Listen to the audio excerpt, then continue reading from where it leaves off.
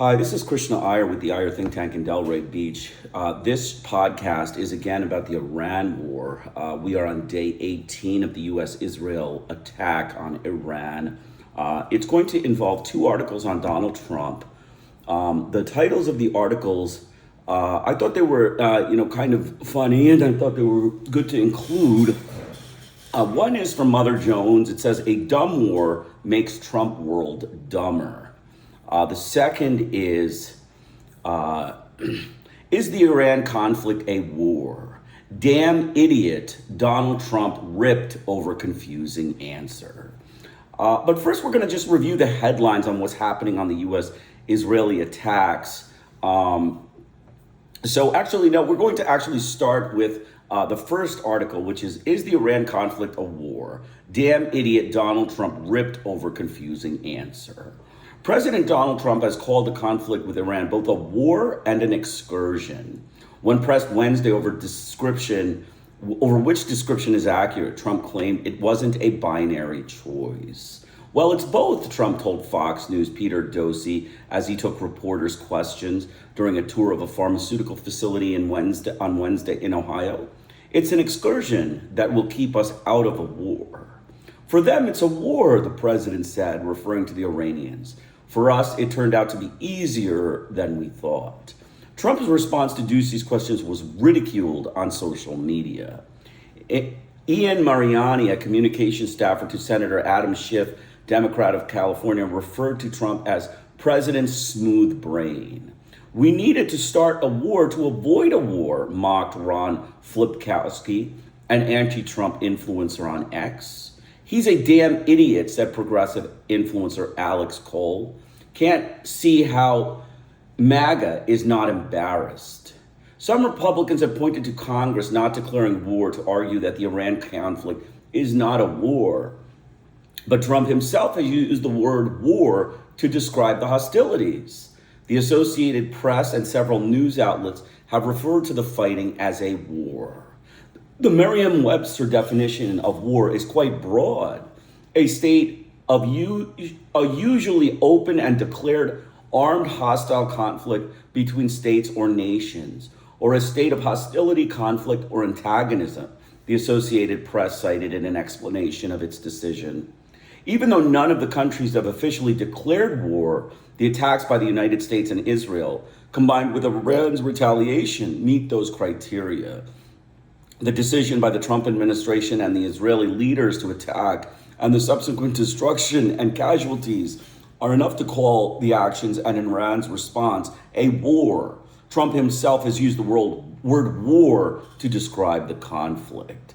Basically, that's the summary. Donald Trump, he is a damn idiot. I mean, that's a given. Everyone knows he is an idiot. He has failed miserably in his presidency. He has failed miserably in this, excursion, what he's calling quote unquote excursion, which is actually a full scale war against the Iranian regime. He is trying to, pretend that it's, a childish kind of thing that, it's just kind of an excursion or, an interaction. You can use any word, but when, you're getting shot at with guns and, there are missiles being fired at different countries in, Bahrain and Kuwait and, Israel and, Iraq and Afghanistan and all the different countries around the region where U.S. bases are, then it's a war. It's a regional war that the U.S. government has started. So for him to downplay this as an excursion or anything more than, a regional war that he has invoked, just for the fun of it, just for the fun of slaughtering Muslims, I guess. He is a racist Christian witch hunting gangster of the U.S. government. He is a witch hunter of nuclear weapons in Iran, and he failed miserably in that, in that surge because there are no nuclear weapons in Iran. If you look at the most recent Guardian, there is an article on, the British. One of the British commenters, saying that there was a deal that was pretty much ready to be reached by the U.S. government and Iran, and somehow Donald Trump and Netanyahu, staged, a hissy fit. I guess you could call it a hissy fit, or, they became, just, rogues, just, we don't accept, we don't accept, we don't accept. And then they just, decided to attack when they had finally got to the point. So when you, make a hissy fit, and then you have civilians in all sorts of Muslim countries slaughtered, we're going to go through the different countries that are slaughtered. But we're talking, Lebanon, 850 dead, Iraq, 29 dead, Iran, almost 1,500 dead, Jordan, 28 dead, Kuwait, 6 dead, Bahrain, 2 dead, Qatar, 16 injured, UAE, 7 dead, 145 injured, Oman, 3 dead and 15 injured, and Saudi Arabia, 2 dead and 12 injured, as well as the U.S. military, 13 dead and 140 to 150 injured. Then it isn't an excursion, Mr. Trump. It's a full-scale regional war. Missiles are being shot at Saudi Arabia, Bahrain, Qatar, UAE, Iraq, Kuwait, Jordan, and Oman. So we need to, understand the facts. The fact is that it's a war. Don't downplay this. This is a war. Your inability to speak English or understand English and downplay it as an excursion is obviously, the wrong thing, right? You could have reached a nice deal with Iran with the, the nuclear deal with the, as the Guardian says, you could have reached a deal with Iran, but instead you threw a hissy fit and, created a, regional escalation and a regional conflict in the Middle East that didn't need to happen. So, as an amateur of the U.S. government, I say, you've made your own bed, live in it. That's what my suggestion is. Figure out a way around, making it look like the U.S. government just wants to slaughter Muslims by the, the oil prices just going up and you just killing people. I mean, that's, really what it is. This is just an anti-Muslim butcher campaign right now until you get the oil prices to go down. And don't expect your friends, don't expect any of your allies to, come to your aid, because you made this bed. You created this war of choice and crime of aggression against the Iranian government. And, for people to go out on a neck to help you is just obviously, they're not going to do it. I don't think China is going to do it. I don't think any of your allies in the NATO are going to do it. They're going to, snub you just the way they should snub you. You are murdering Muslims, in the, just what we would call just an anti-Muslim butcher campaign that's, driving the economy south and the murders north. I mean, that's basically what it is. So we have another one here. A dumb war makes Trump world dumber.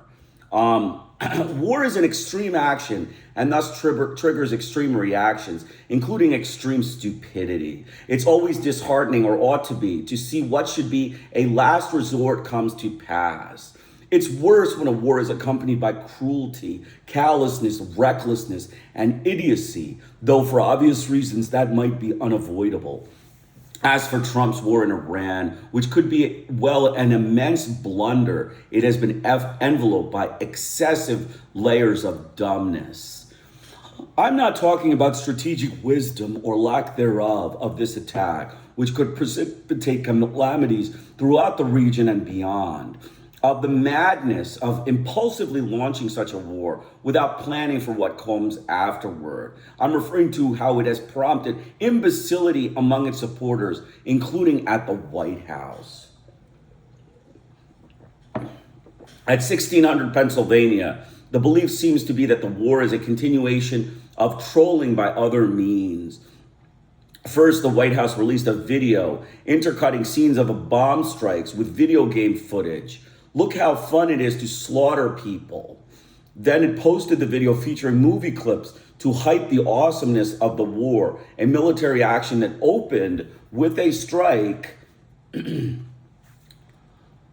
probably American in origin, on a girls' elementary school that massacred scores of students. The White House moves quickly from Iron Man to Gladiator to Braveheart to Top Gun to Better Call Saul to John Wick to Breaking Bad to other fare, including Tropic Thunder, Superman, and Transformers, and ends with the sound clip from the Mortal Kombat video games declaring flawless victory. Then a fade to the White House emblem. In the middle of all this, the Secretary of Defense, Pete Hegseth, intones FA, as in fuck around, find out.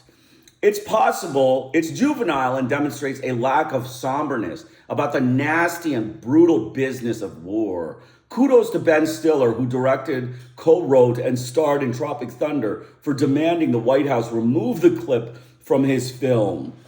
We never gave you permission and have no interest in being part of your propaganda machine. War is not a movie or a video game. The video is also pretty dumb. Several of the characters featured, such as Saul Goodman and Walter White of Breaking Bad, are ethically challenged criminals, not the types you want to hail as role models or heroes.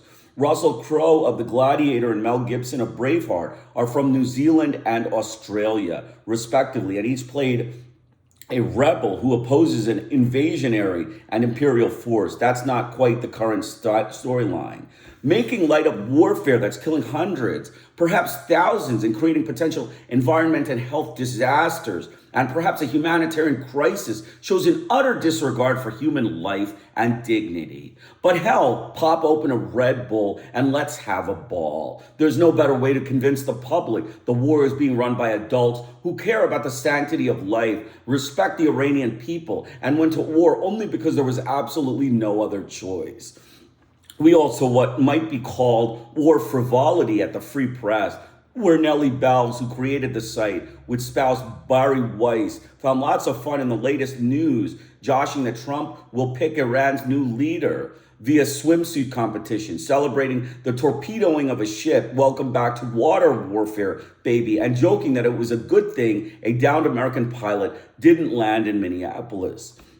Curtis Yarvin, a self-proclaimed political theorist of the far right who denigrates democracy and celebrates monarchy, got into the act. He blamed the United States' problems with Iran on the American left, tweeting, "The Iranian Revolution was a diplomatic crime of the American left. The Islamic Republic, like its proxy Hamas, is a client power of the American left. Trump is only bombing Tehran because he can't bomb Brooklyn." There's so much inanity about those three sentences. The Islamic Revolution was a product of 26 years of repressive rule from the Shah, who was installed by the United States after Washington and London orchestrated the coup that overthrew Prime Minister Mohammad Mossadegh, a democratically elected leader who dared to nationalize the British-controlled oil industry. Moreover, the fundamentalists of Tehran have more in common with anti-woke Trumpists than they do with NPR listeners in Park Slope. Ask them about quiet people, abortion, and secular relativism. And it's swell of Yarvin to suggest that fellow Americans deserve to be bombed. Such nonsense from him is not surprising. After all, he has called for liquidating democracy, the Constitution, and the rule of law, and handing power over to a CEO-ish leader who would turn the U.S. government into a heavily armed, ultra-profitable corporation. Sounds like a nutball, right? Yes, he's pals with J.D. Vance and Peter Thiel, so be afraid. The outright ignorance. We have Representative Rick Crawford on Fox News. He proclaimed, "We have been at war with Iran since 1947. Nope, as noted above, from 1953 to 1979, Washington was pals with the Shah, helping him run his authoritarian regime.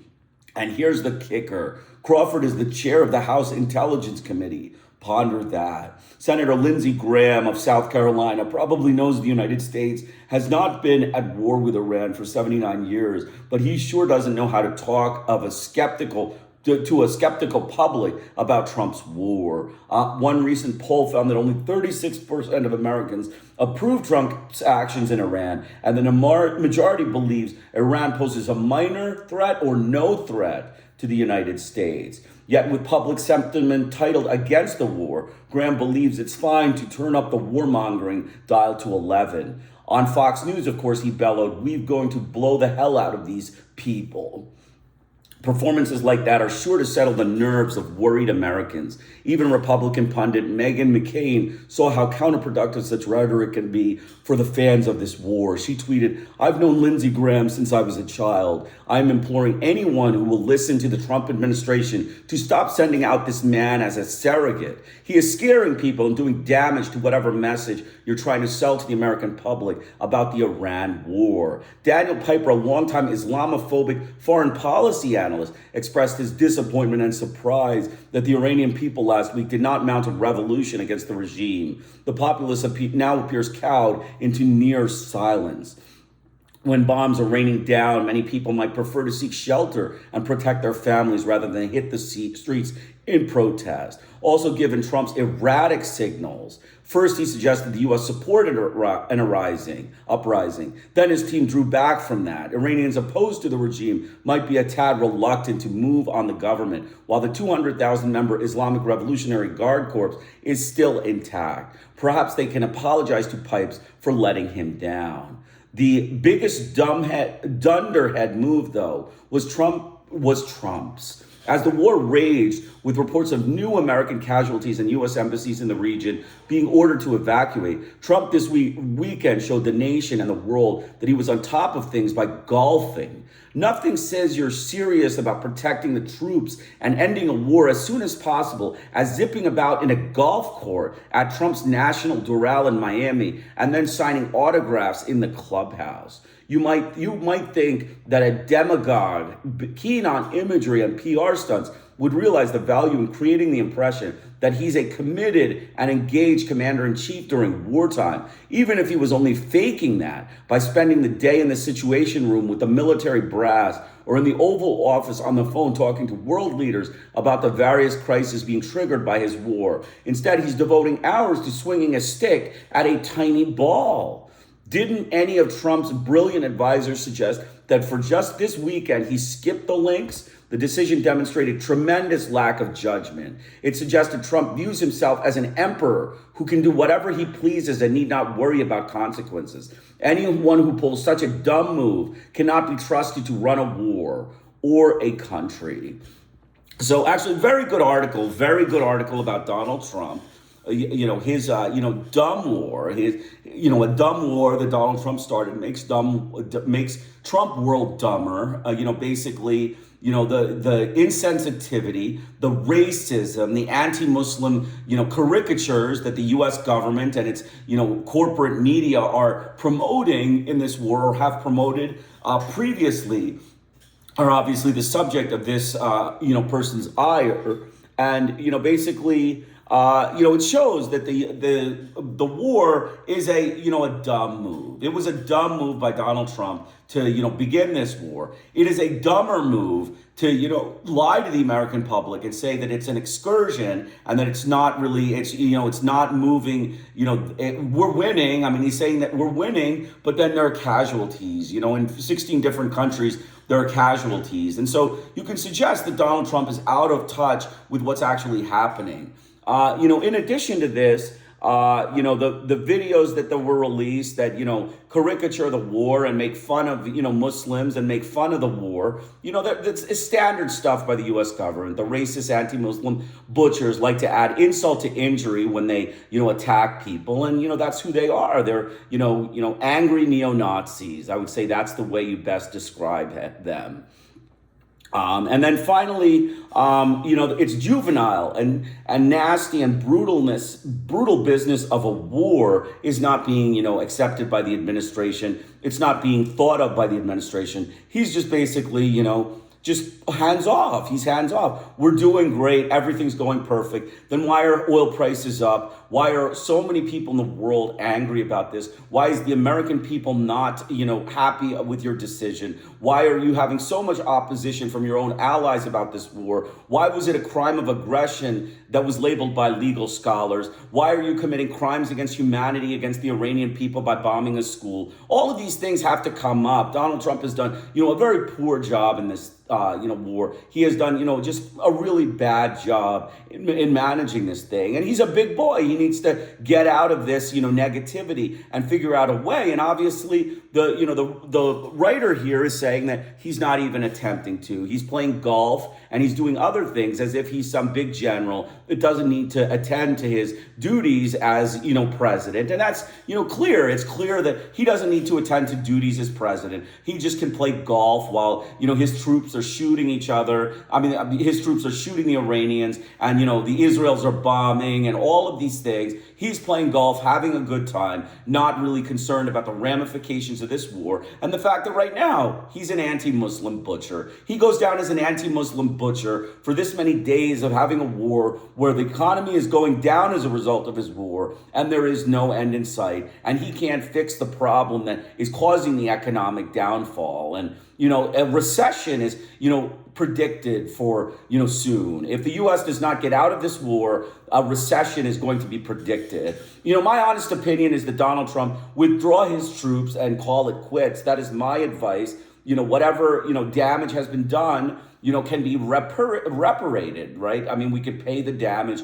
He did this. He should withdraw and pay Iran for the damage he's done. Reparations are in order here. Withdrawal, ceasefire, and reparations are in order here. And I think the U.S. government, if they did that, they would at least come to the, world stage by, acting the generosos that they should be when they, cause, mass suffering and mass casualties of people based on, racist neo-Nazi witch hunts that, are not true. The same way they did it in Iraq, they did it in Iran. And, in many ways, this war is even worse than Iraq. This war is even worse than the Iraq war in terms of, the truth of the, invasion and the fact that, there was absolutely no communication with Congress about the war. In this one, Donald Trump was, the big man running the show. And he just took the American military to war, and he didn't tell anyone. And now the war is raging, and, casualties are building up. There's, he's not really concerned. He's on the golf course. He's not in the Situation Room in the Oval Office. He's not really concerned about what his military advisors are saying. And he thinks that, he doesn't need to skip his golf tournament. So that's basically it. Trump, dumb war makes Trump world dumber. Okay, so the third thing we're going to talk about is updates. What's happening in day 18 of the U.S.-Israel attacks? The United States-Israel war on Iran continues to intensify as attacks on multiple cities kill civilians, including a newborn baby and his 2-year-old sister in Arak City. The conflict has spread as Iran has retaliated against U.S. assets in neighboring countries, while Israel has carried out bombing in southern Lebanon against the Iran-backed Hezbollah armed group.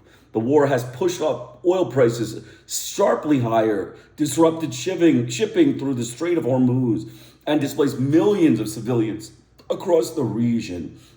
An Amnesty International investigation found that the U.S. is responsible for the attack that killed at least 170 people, including more than 160 girls at a primary school in Manab, Iran. Here's what we know. In Iran, attacks on Iranian cities. A series of large explosions were reported in northern Tehran near the Sabad Palace complex, following earlier attacks on central Tehran, Karaj, Sharar, and Shiraz. A 3-year-old infant and his 2-year-old sister were among those killed in a U.S.-Israel attack that hit their own home in the city of Arak, according to Iran's Revolutionary Guard Corps. The children and mother and grandmother were also killed in the attack. Iran's English language news channel Press TV cited the IRGC as saying, so that is a crime against humanity, the murder of civilians on a U.S.-Israeli strikes. That should be investigated as a crime against humanity, and we need to find out who did that criminal act,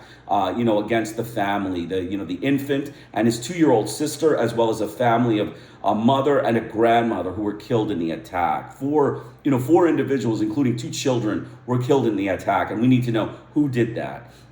Iran retaliation and stance. Iranian President Masoud Pezeshkian has defended Tehran's right to self-defense, saying Iran did not start the war and will not surrender to bullies. Iranian primary school, an Amnesty International investigation, confirmed the U.S. attack on an Iranian primary school killed at least 170 people, most of whom were schoolgirls. rising casualties. At least 1,444 people have been killed and 18,551 injured by U.S.-Israeli attacks on Iran since February 28th. And you can see there, multiple. There's a map. I'm gonna put the articles, all of the articles that I, discussed today. I'm gonna put them in the Zoom link, not in the Zoom link, but the description section, so that you can see. We went through Lebanon, 850 dead, 2,105 injured. Israel, 15 killed, 3369 injured. Iraq, 29 killed, dozens injured. Iran, 1,444 killed, 18,551 injured. Jordan, 28 injured. Kuwait, 6 killed, dozens injured. Bahrain, 2 killed, dozens injured. Qatar, 16 injured. UAE, 7 killed, 145 injured. Oman, 3 killed, 15 injured. Saudi Arabia, 2 killed, 12 injured. And U.S. military, 13 killed, 140 to 50 injured.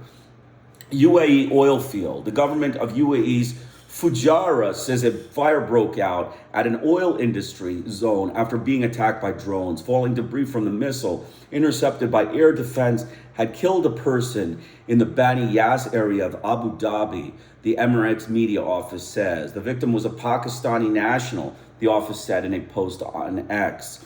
UAE airspace closure. The UAE also announced a temporary closure of its airspace as its defense forces responded to incoming missiles and drones. Qatar's Ministry of Defense says a missile was intercepted and civilian defense workers were later reported to be dealing with a limited fire in an industrial zone caused by falling missile debris. Earlier, the country's defense ministry reported successfully intercepting and destroying 13 out of 14 ballistic missiles launched from Iran. Kuwait, a spokesman for the Kuwait's National Guard, says a drone was taken down in line with ongoing efforts to enhance security and protect vital sites. Earlier, the country's Ministry of Interior arrested 14 Kuwaitis and 2 Lebanese nationals affiliated with Hezbollah who were allegedly planning a sabotage plot within the Gulf nation. Bahrain, the country announced it has neutralized 129 missiles and 221 drones since the war began more than 2 weeks ago. Saudi Arabia, a Saudi Ministry of Defense spokesperson, says 12 drones were intercepted in the region of the kingdom. In Israel, Netanyahu sends no-Ruz wishes.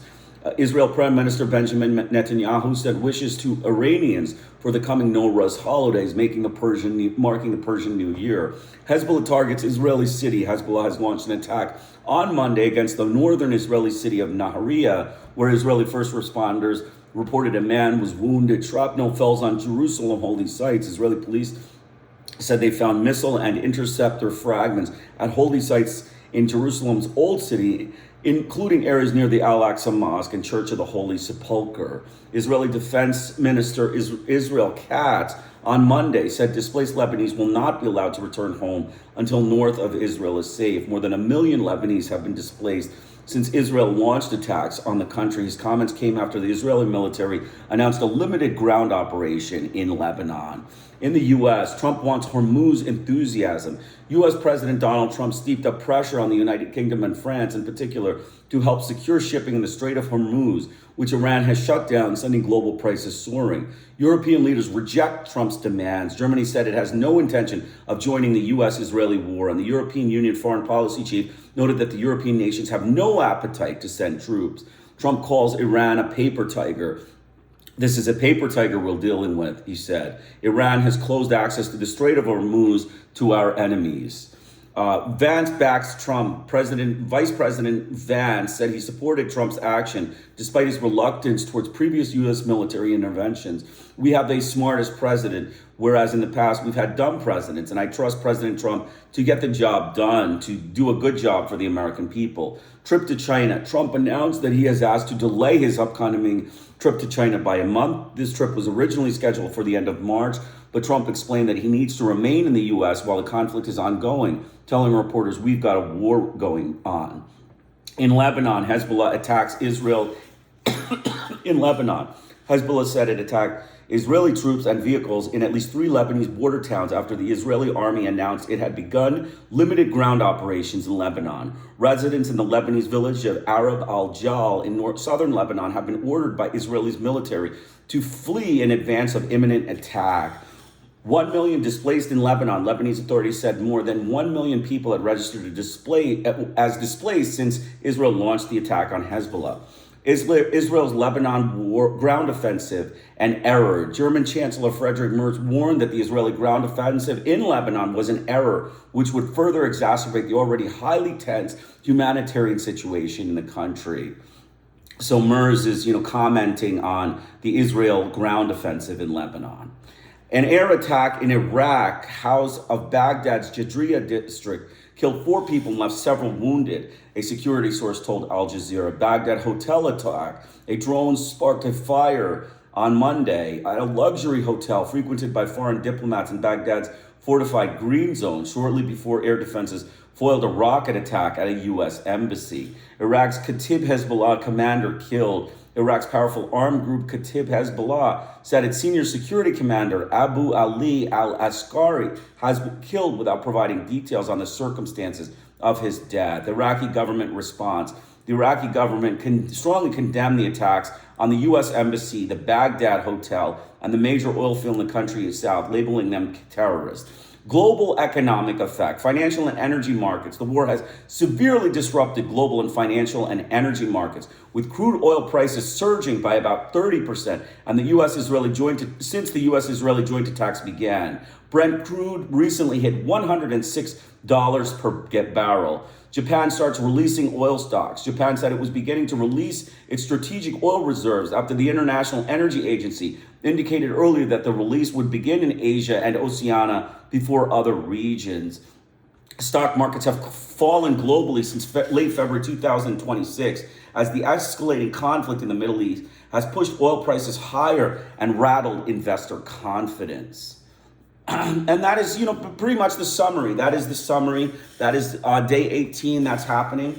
So we have a great understanding. War crime, number one, a crime against humanity. The U.S. government or the Israeli government, one of them, hit and killed a 3-year-old infant and his 2-year-old sister on Monday in the city of Arak. That's A-R-A-K.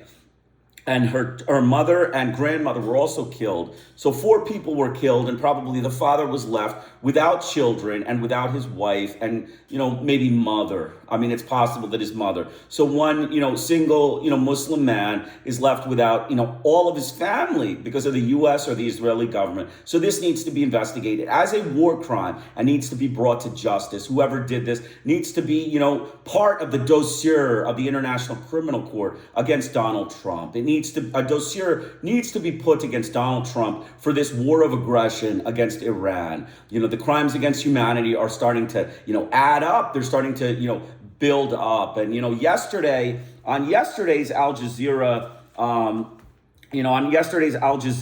news, there was actually another attack. Basically there was another attack in which, yesterday's Al Jazeera article, there was another attack which basically, resulted in another crime against humanity. And I will just reference that and put that article since I did not have a chance to discuss that. But so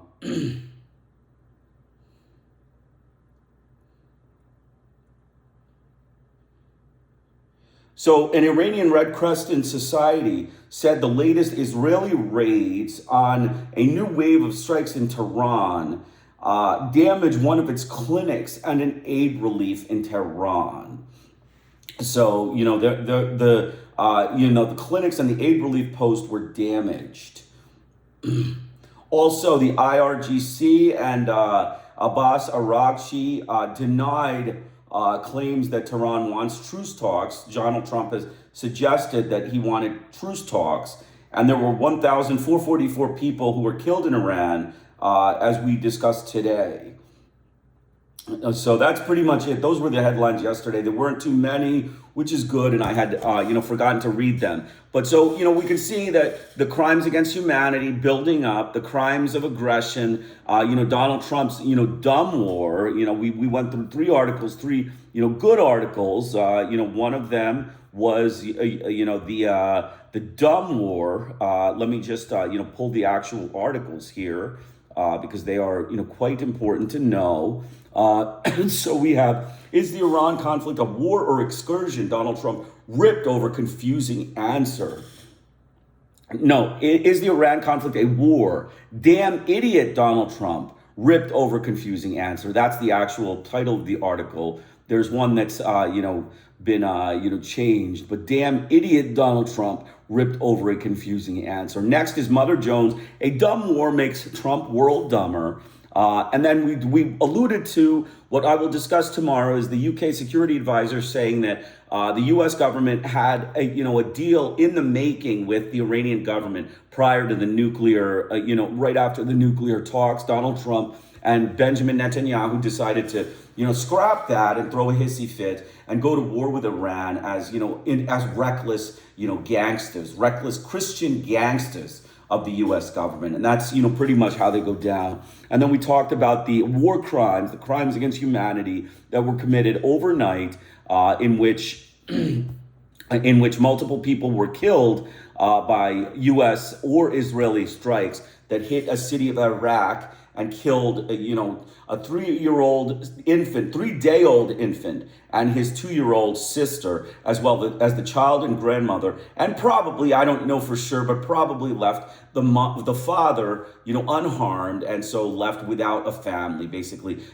genocide against the family with one surviving spouse. So I hope you enjoyed that. I will put the articles in the discussion section. I also hope that you will tell me what you feel, what you think, any comments that you have. I'm pretty straightforward and pretty, blunt about what I say. I don't hold back. So I hope you can tell me whatever comments you have. Krishna Iyer with the Iyer Think Tank in Delray Beach. Have a great day.